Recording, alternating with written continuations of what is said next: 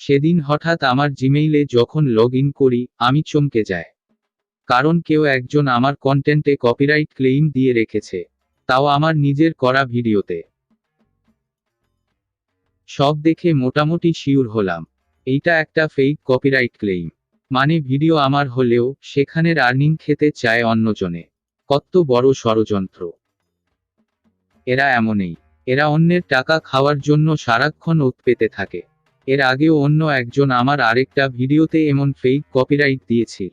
পরে আমি আপিল করে সেটা তুলিয়ে নিই। আসলে সবাই তো আর টেকনোলজি বিষয়ে সব রকম ধারণা রাখতে পারে না।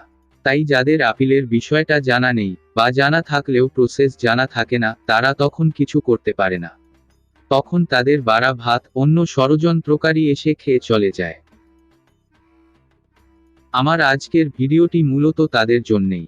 আজ আমি আপনাদের দেখাবো, যদি কখনো কেউ আপনার কন্টেন্টে বা ক্রিয়েটিভ কমন থেকে নামানো ব্যাকগ্রাউন্ড মিউজিকে অন্য কেউ কপিরাইট দিয়ে বসে, তখন আপনারা কিভাবে ইউটিউব অথরিটির কাছে আপিল করে এর থেকে পরিত্রাণ পাবেন। প্রথমে আমাদের দেখতে হবে যে কোম্পানি আমাদের ক্লেইমটা দিয়েছে সে কোন ক্ষেতের মূলা। তাই আমার দেখানো স্টেপগুলো অনুসরণ করুন।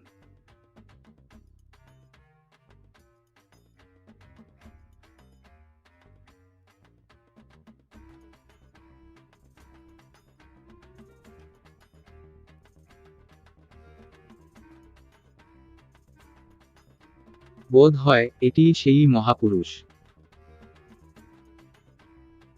প্রথমে তার চ্যানেল ভালো করে পর্যবেক্ষণ করতে হবে। যেমন তার চ্যানেল খোলা হয়েছে কত দিন আগে, তার ভিডিওগুলো পর্যবেক্ষণ করুন। আপনার ওই কন্টেন্টের সাথে ক্লেইম করা চ্যানেলের কোনো ভিডিওর কোনো ফুটেজ কিংবা মিউজিকের মিল বা সামঞ্জস্য আছে কিনা তা দেখুন।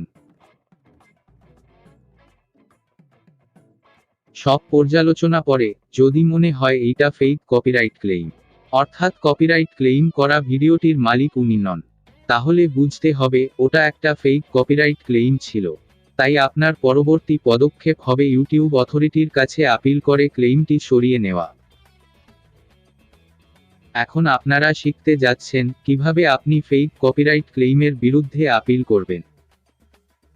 তবে তার আগে তাদের যে ভিডিও বা গান আমরা কপি করেছি বলে তারা দাবি করছে, সে নামে আদৌ কোনো গান আছে কিনা আরেকবার ইউটিউবে সার্চ করে চেক করে নিলে মন্দ হয় না।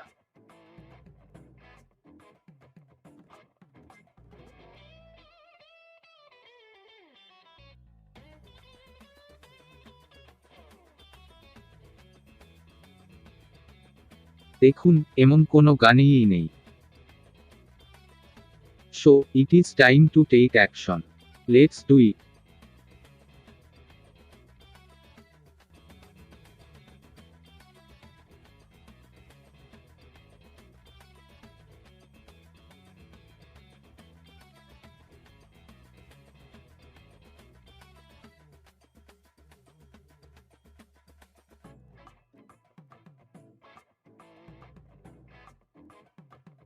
সম্পূর্ণ আপনার কন্টেন্ট হলে উপরের অপশনটা সিলেক্ট করবেন। আর যদি ফেয়ার ইউজ অর্থাৎ ক্রিয়েটিভ কমন ভিডিও কিংবা অডিও ইউজ করেও কপিরাইট ক্লেইম এসে থাকে, তবে 3 নাম্বারের অপশনটি সিলেক্ট করবেন। আমার যেহেতু সম্পূর্ণ নিজের কন্টেন্ট, তাই আমি প্রথমটাই সিলেক্ট করলাম। এখন এই খালি বক্সে এমন কিছু লিখতে হবে যাতে ইউটিউব অথরিটি বুঝতে পারে এইটার মালিক আসলেই আমি।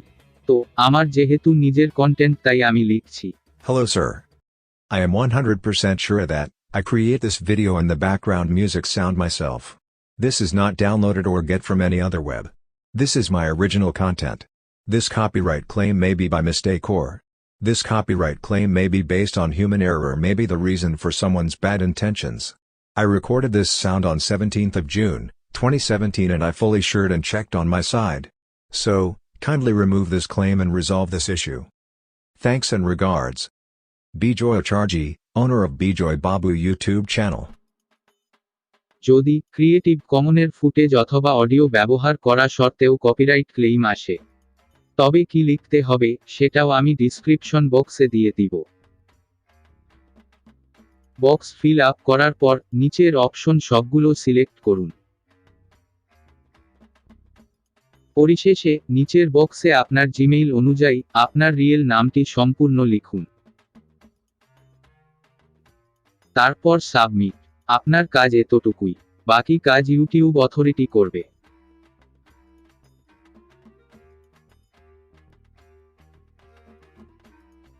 যদি একই ভিডিওতে একাধিক ক্লেইম দিয়ে থাকে, তবে সবগুলোতেই একইভাবে আপিল সাবমিট করুন, যেমনটা আমি করে দেখাচ্ছি।